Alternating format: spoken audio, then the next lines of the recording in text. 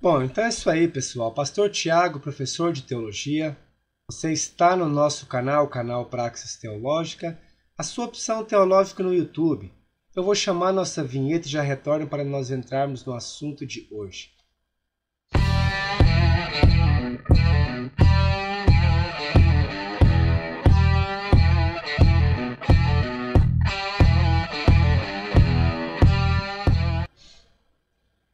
Muito bem. O assunto de hoje é um vídeo-resposta a um youtuber, Antônio Miranda, do canal Teologia Reversa. Antônio Miranda, ele empreende os seus esforços em ridicularizar a fé cristã, a ridicularizar a Bíblia.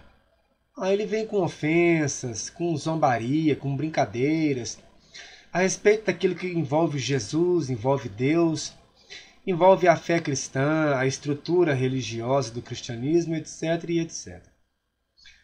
Sendo o Brasil um país livre, todo mundo tem o direito de colocar as suas convicções, as suas posições de fé, políticas, religiosas e filosóficas. Tudo bem. Não há problema com relação a isso. Mas visto que ele faz uma afronta a nós, creio que no mínimo nós temos um direito de responder a isso. E eu estou fazendo a minha parte, eu ouço, vejo essas questões e procuro responder na medida aí do possível. Então, recentemente ele fez um vídeo onde ele intitulou A Farsa do Milagre no Mar da Galileia. Acho que basicamente é essa a questão. E ele vai ler a narrativa de Marcos, capítulo 4, do verso 31 ao verso... Não, do verso 36 ao verso 41. Onde Jesus está no barco com os seus discípulos, e eles estão, se eu não me engano, mais ou menos no meio do lago da Galileia. E ali diz que vem uma forte tempestade ou fortes ventos, fazendo com que a embarcação fique ao ponto de naufragar. E aí o Antônio Miranda, ele lê isso, ele zomba, ele faz brincadeiras. E ele tentou usar um argumento onde ele estaria provando, cientificamente, com base nos teóricos, que seria impossível essa tempestade no chamado Mar da Galileia. Por quê, professor? Porque não é um mar. Ele não tem uma vasta extensão de água como tem os mares. Porque, na verdade, ele é um lago de água doce, isso é um fato. Então seria impossível, por aquilo que ele chamou de energia cinética, aonde a superfície das águas receberiam a força do vento para gerar então grandes ondas, ao ponto de poder naufragar a embarcação que estavam Jesus e os seus discípulos. Basicamente é isso que ele quer fundamentar. Só que ele não traz assim evidências concretas com relação a essa questão, porque ele faz uma bagunça. Ele diz que desde o terceiro século já tem estas evidências. Aí ele lê questões da Odisseia, que se não me engano é de Homero. Depois ele lê também questões mitológicas de César, para dizer que o texto seria uma adaptação dessas lendas, desses mitos e etc. Aí ele faz leitura de um teórico, onde ele estaria provando então que seria impossível essa tempestade narrada em Marcos capítulo 4. Logo então seria uma farsa o suposto milagre de Jesus em acalmar a tempestade ou o vento que estaria ali tentando naufragar a embarcação onde estaria Jesus e seus discípulos. Eu vou colocar o Antônio Miranda na tela e você vai escutar com os seus ouvidos para você ver que eu não estou fazendo teoria da conspiração. Desta vez eu não recortei o vídeo para colocar parte do vídeo. Eu vou pegar do vídeo dele, do canal dele, que está no YouTube. Depois você pode ler o vídeo completo, porque eu não estou tirando nada de contexto. É exatamente isso que ele vai dizer. Ele fala coisas piores. Como o vídeo é grande, eu não vou conseguir colocar todo o vídeo aqui, porque é inviável. Vou pegar a parte que ele coloca em síntese e depois a gente vai respondendo as argumentações que ele coloca nesse seu vídeo. Então eu vou colocar o Antônio Miranda na tela para vocês escutarem ele falar. O vídeo, você pode ver que é o canal do Antônio. Olha o título do vídeo. A farsa do milagre de Jesus no Mar da Galileia. Esse é o título do vídeo. Aqui está o canal dele, Antônio Miranda, Teologia Reversa. O vídeo tem 25 minutos e 14 segundos. Eu estou pegando do momento 5:33, creio que até o 6:27 ou 23, se não me engano. Para você ver em síntese o que ele quer dizer nesse vídeo. Então vou soltar o vídeo, aí você vai ouvir com... Então assim, galera, por experiência própria e pelo que os especialistas falam e demonstram, é impossível você ter uma grande tempestade no meio de um lago como esses, que cause ondas gigantes a ponto de entrar água em uma embarcação e fazê-la quase naufragar, pois nem energia cinética para isso esses grandes corpos de água, esses lagos, têm para poder formar ondas ali no seu meio. Na verdade, em toda a sua extensão, virtualmente impossível ondas desse porte nesses corpos d'água, tá? Isso é impossível. Não sou eu que estou falando, eu vou mostrar para vocês alguns artigos, e isso não é de agora, desde o século III, isso já é notado, tá? Então, pessoal, você escutou o Antônio Miranda dizendo aí. O primeiro ponto que eu vou abordar é o seguinte, ele disse, por experiência própria. Pergunto aos senhores, fazendo uma pesquisa no Google, vocês já viram um currículo do Antônio Miranda, onde ele teria formação em climatologia, ou ainda em física, para falar com tanta propriedade de questões climáticas e ainda de energia cinética? Eu desconheço essa formação do Antônio Miranda. Então, quando ele entra, vai nesta seara dizendo por experiência própria, isso é um equívoco. Chega a ser uma palhaçada, porque como assim experiência própria? O Antônio, ele faz pesquisas climáticas, onde ele teria então experiência própria para poder dizer que nesse tipo nesses corpos de água, que são lagos formados por água doce, seria impossível, então, a energia cinética. O que é que ele está querendo dizer? Ele está querendo dizer o seguinte, que as ondas são resultados do efeito do vento na superfície das águas. Seria isso. É isso que vai teorizar essa ideia dele de energia cinética. Então, como ele é um lago de água doce, ele não teria uma vasta extensão como tem um mar de água salgada, seria impossível a formação das ondas pela energia cinética. Espera aí, impossível? Qual climatologista disse isso? Qual físico fez tal afirmação? Ele não mostra no seu vídeo. Aí ele vai dizer, por experiência própria, ele deveria ter então formação em climatologia, formação em física, ele não tem, então isso é uma brincadeira, é de fato uma palhaçada. Ele vai dizer pelos especialistas, eu não sei qual foi o especialista que ele mencionou que declarou, fez tal declaração, que isso é impossível. Eu gostaria muito de ver essa impossibilidade que ele coloca. Mas tudo bem, já que ele elencou tais informações, ele deve ter propriedade para isso, né? Vamos relevar que ele tenha. Eu nunca vi o seu currículo acadêmico, mas vamos seguir a vida. Fazer o quê? Aí ele vai dizer o seguinte. Primeiro, ele coloca imagens e ele faz uma leitura da extensão do mar, desse lago da Galileia, que é assim chamado então de mar. Porque ele é cercado por várias cidades e tal, é uma grande extensão de água, não é tão pequeno como se pensa.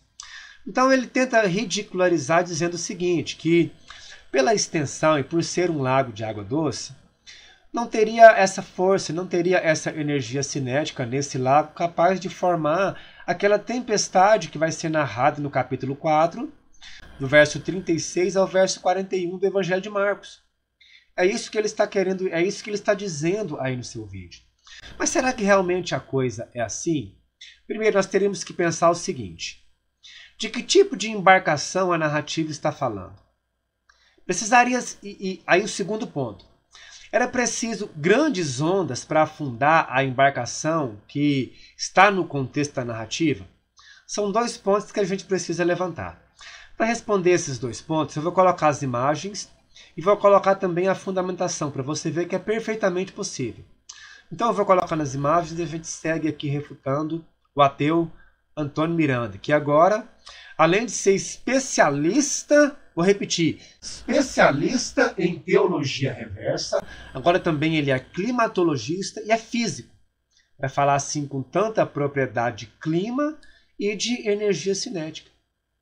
Esse jovem ele é quase que um nerd, né? Porque ele entra em climatologia, ele entra em questões de geografia, questões de física, questões de filosofia e questões de história. Esse rapaz é um nerd, ele está desperdiçado aqui no Brasil. Ele deveria estar trabalhando para a NASA, para a ESA, porque realmente ele tem que ir para o livro dos Guinness. Desde o Dr. Enéas eu não consegui ver até agora uma mente brilhante assim, a não ser os anteriores, como os grandes teóricos, Sir Isaac Newton, Albert Einstein, Galileu Galilei, etc. Mas agora surge o Antônio Miranda, que é esse grande pensador da atualidade. Mas vamos nos slides e eu vou mostrar para você a fundamentação do que é que nós teríamos com relação a essa narrativa. Vou colocar os slides na tela. Aqui, pessoal, vou fazer uma leitura breve de que extensão nós estamos falando quando a gente fala do Mar da Galileia. Veja. Você tem duas imagens aí que veja que é uma vasta extensão de água. Mas quais são as metragens então, professor? Eu vou ler com você. É um extenso lago de água doce, localizado no distrito norte de Israel. É o maior lago do país e tem comprimento máximo de cerca de 19 quilômetros e largura máxima de 13 km quadrados, sendo que sua área total abrange 166,7 km quadrados. Seria isso algo assim risível, ridículo, ao ponto da gente querer ridicularizar a narrativa? É muita água, meu amigo, é uma grande extensão de água. Não é um laguinho como muitos que a gente vê por aí, não, é um grande lago. Ele teria a possibilidade sim de receber a força do vento, gerar as ondas para conseguir ao ponto de talvez naufragar a embarcação em que estavam Jesus e seus discípulos. Continua a leitura.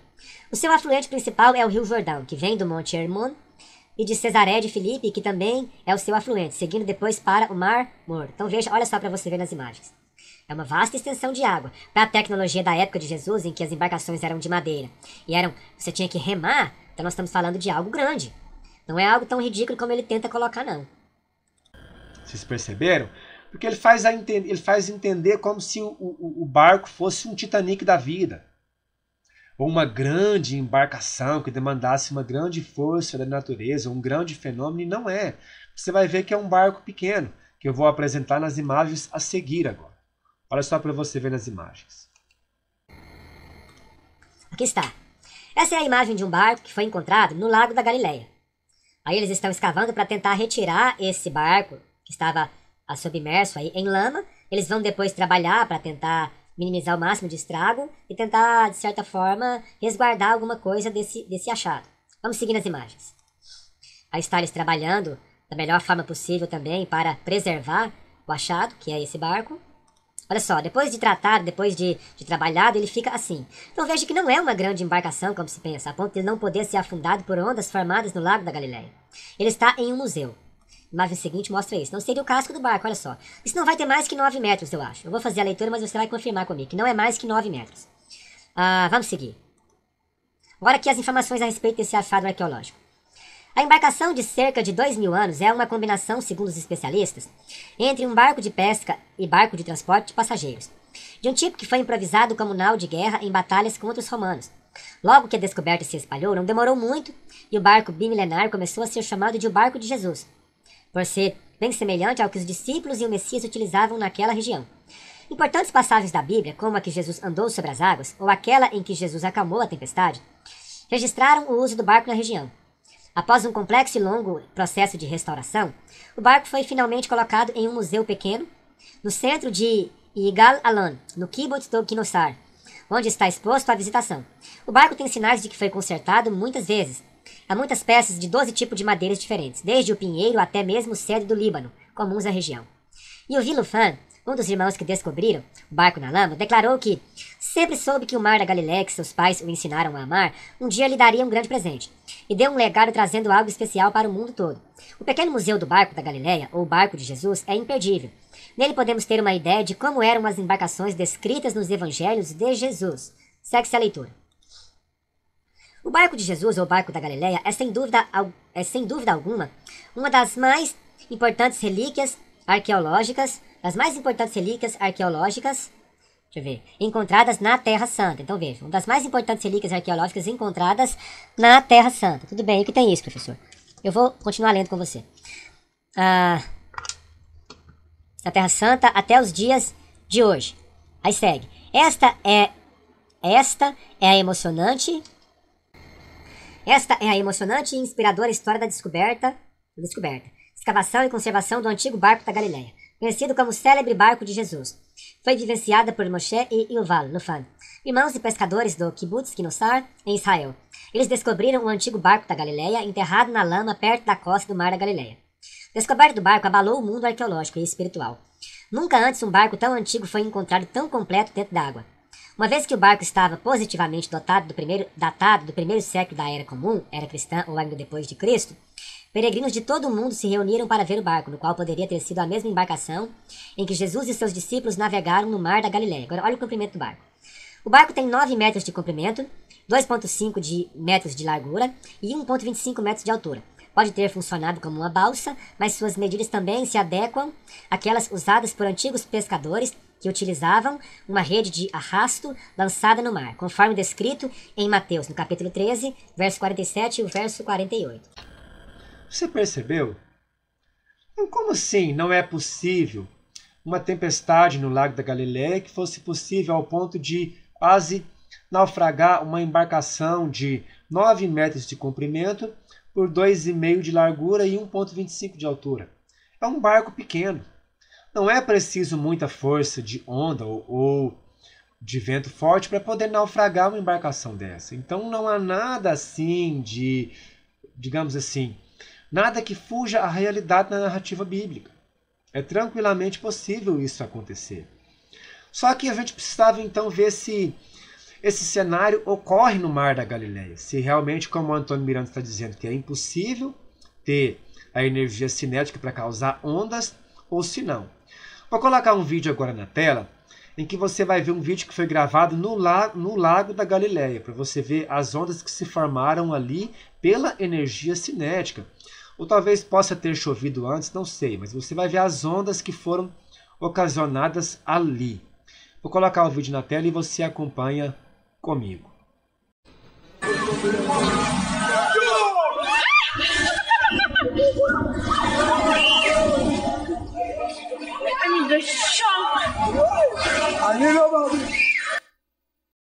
Então você viu lá as imagens. Aquilo é no Lago da Galileia. Então como assim é impossível? As imagens depõem o contrário. Note, será que a força daquelas ondas que você vê ali seria capaz de naufragar uma embarcação de 9 metros?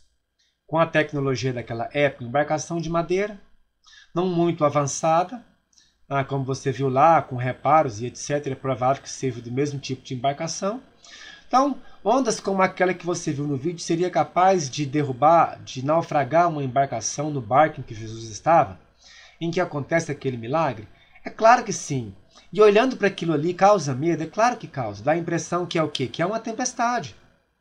Então ele fez um estardalhaço, tentou colocar assim como se fugisse à realidade e na verdade não. Agora eu quero voltar com você nos slides. Eu vou colocar a imagem daquele vídeo para você ver a altura que chegava aquela onda. E vou ler a informação técnica de um especialista tentando explicar, visando explicar essa ideia de ondas no Mar da Galileia. Vou voltar então os slides. Essa é a imagem. Olha só, você vê a força que as ondas estão, com que as ondas estão no Lago da Galileia. Será que algo assim seria capaz de naufragar um barco de 9 metros? Perfeitamente possível, senhores. É tranquilamente possível. E isso aí, diga-se de passagem, isso no Lago da Galileia. Se eu não me engano, esse vídeo é de 2014 ou de 2016. Para você ver, não tem muito tempo, tem menos que 10 anos que isso aconteceu. Então, como assim é impossível? O Antônio, na verdade, ele trouxe uma informação equivocada. Agora vamos ver a opinião de um especialista para você se convencer. Olha só.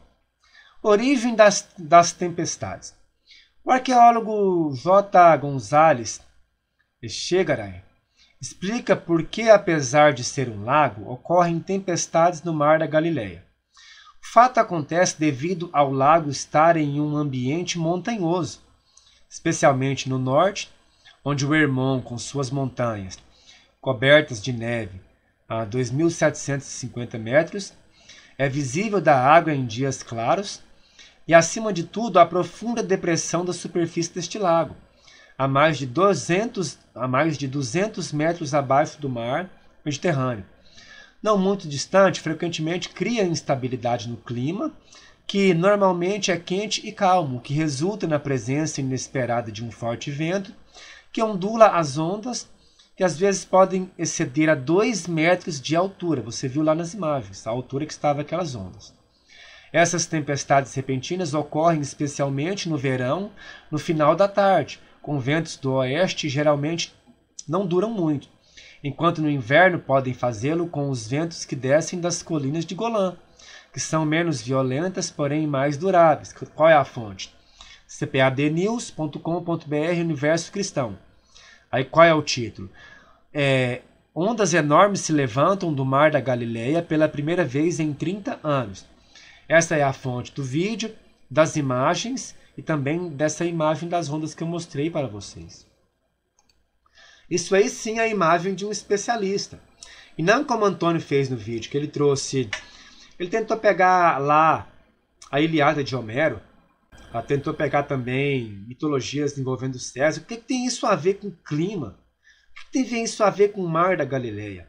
Ele, na verdade, criou ali o espírito do gueto.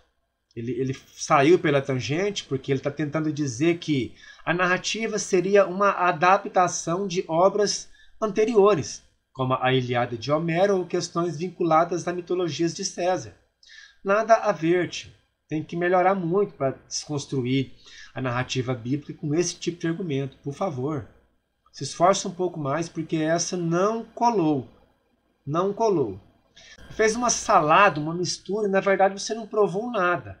As evidências que eu trago aqui depõem ao contrário do que você está dizendo.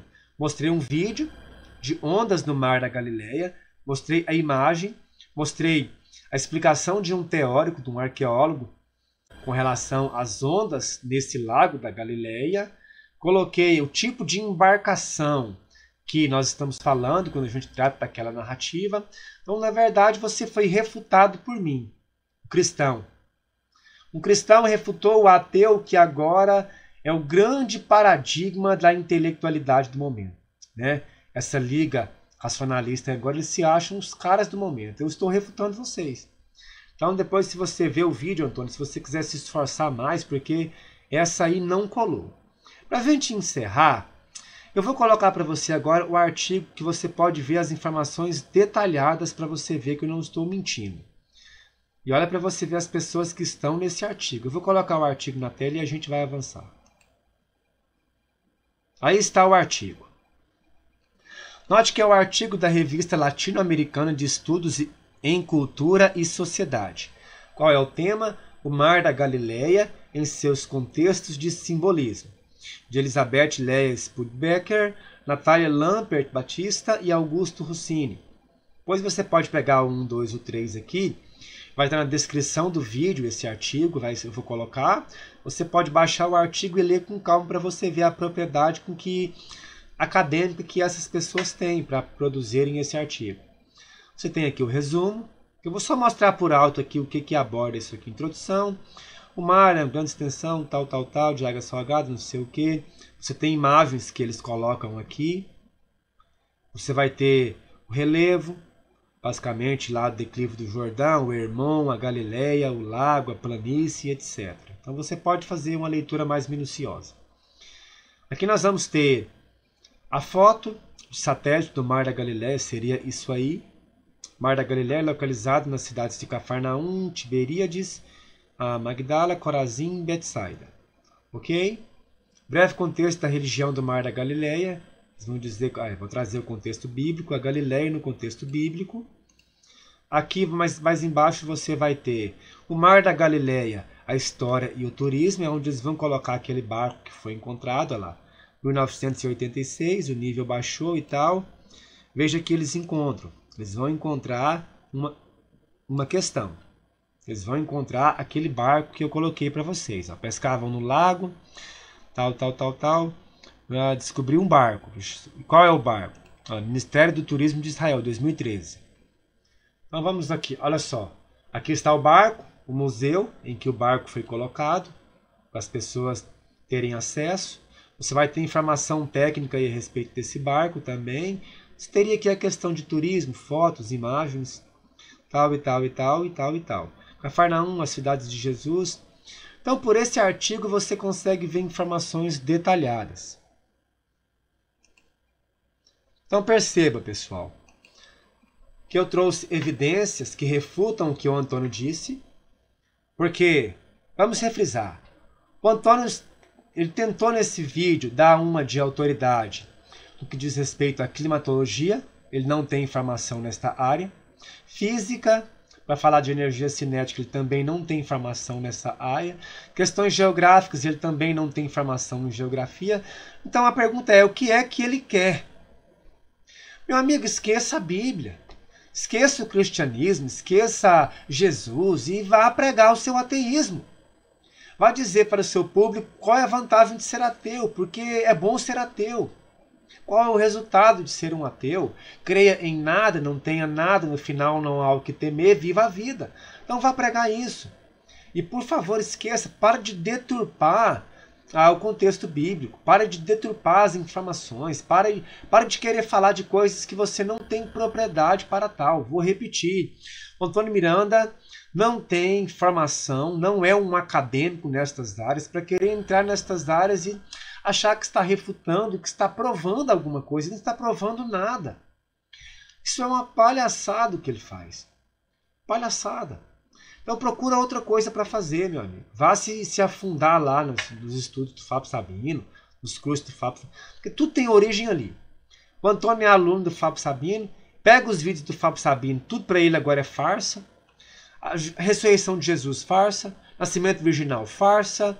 A crucificação, farsa. Jesus era alcoólatra, tinha depressão, cometeu crime. Então tudo Fábio Sabino é farsa. Ele depõe contra tudo que diz a Bíblia. Antônio bebeu desta fonte e ele está nessa mesma direção. Agora você pega os vídeos dele, é na mesma vibe do Sabino. Farsa, farsa, mentira, engano, vou provar, os estudiosos, minha experiência própria. Não, pelo amor de Deus, meu amigo. Vai procurar alguma coisa para você fazer. Vai se formar em algum curso. Se matricula aí, sei lá, em arqueologia, em climatologia. Depois você vem e traga argumentos acadêmicos. Depois você venha e mostre as suas pesquisas, os resultados dela. Mas por enquanto é uma brincadeira que você está fazendo. Brincadeira que beira uma palhaçada, porque você não refutou nada. Eu te refutei nesse meu vídeo e vou aguardar a sua resposta. Você queria uma interlocução, queria chamar a atenção dos apologistas, você chamou a minha atenção. Então vou repetir, o Pai está on para te atender. Pode vir para cima, se você quiser que eu debata com você nas suas lives, lá com o seu pessoal, lá eu estou aberto. Na Liga Apologética, em qualquer coisa, eu estou aberto, minha amiga. É só você me chamar, escolha o tema, desde que seja na minha área de formação, história, filosofia e teologia, o Pai está on para lhe atender. É simples assim. Então você queria um interlocutor, eu estou aqui. Então fica aí meu vídeo de resposta, que Deus em Cristo vos abençoe. Perdoe alguma brincadeira, alguma sátira, mas ele faz isso o tempo todo, então a gente tem que fazer também. Eu fico por aqui, que Deus em Cristo abençoe a todos e até o próximo vídeo do nosso canal.